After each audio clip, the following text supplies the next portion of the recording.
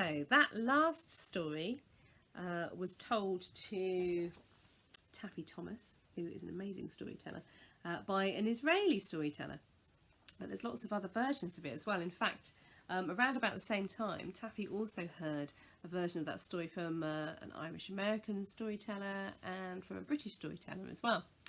So it's interesting how stories have a tendency to travel between lands. So now we're going to tell you a story about how stories travel and the importance of sharing stories. And it's about a man who loved to tell stories.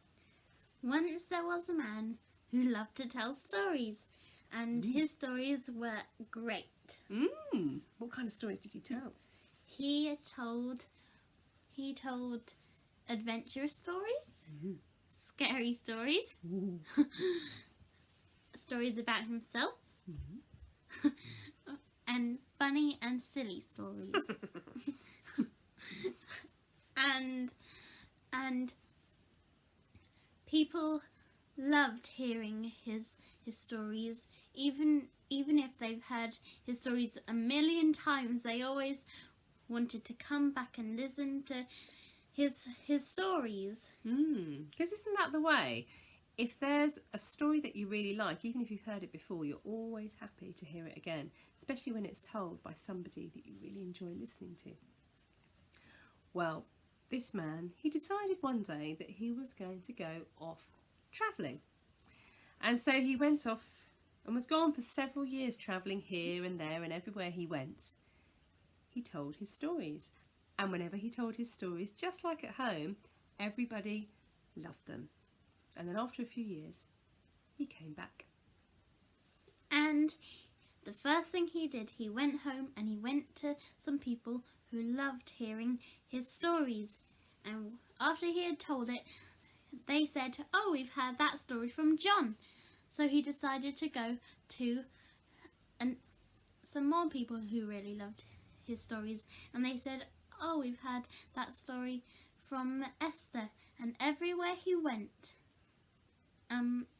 everyone said that they've heard that story when he was away.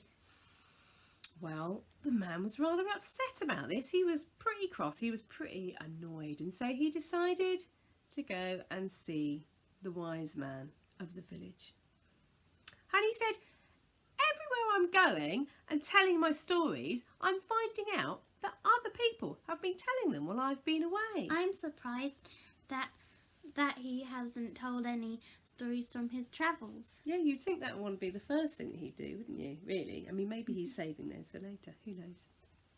Anyway, the man was very cross and he said, "Is there anything I can do? Have you got any wisdom to share with me about this situation?" And this is what the wise man said. He said, "Bring me your pillow."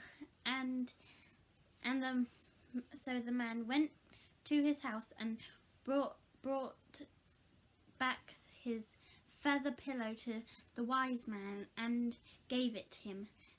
And the wise man held it up in the air and cut it open and let all the feathers fly out. What are you doing?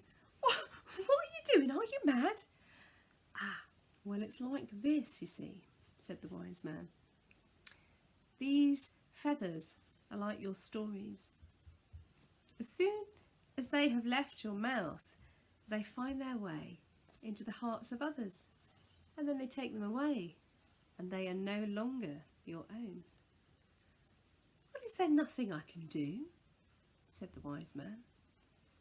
"Oh yes, there is something you can do." Oh no, I got that the wrong way around, didn't I? "Is there nothing I can do?" said the storyteller. "Oh yes," said the wise man.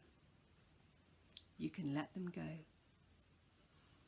And that's how it is with stories, isn't it? It's like if you hear a good story, you have to let it go. You can't hold on to it. You have to pass it on so that other people can hear that story too. And then it will go travelling around and around and around the world for many, many years to come. And you never know, you might just tell a story and then many years later, you might just get that story coming back to you, a bit like a homing pigeon.